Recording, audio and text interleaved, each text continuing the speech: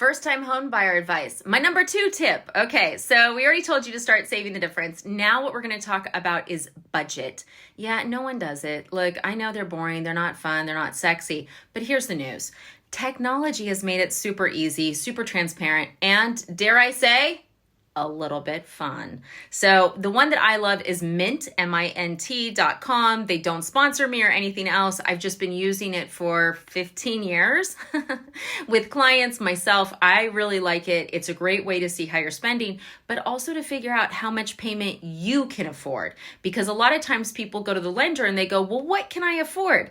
Guys, that is dangerous. I can make you house poor with what we can qualify you for. So you really want to watch out because most lenders are not going to have the conversation about being house poor like I would with you. So do a budget. Go to mint.com, see what you can comfortably afford per month. And then when you go to get qualified, hopefully with me, we can go in the right direction of what you're comfortable with and find the price point in the house that matches that.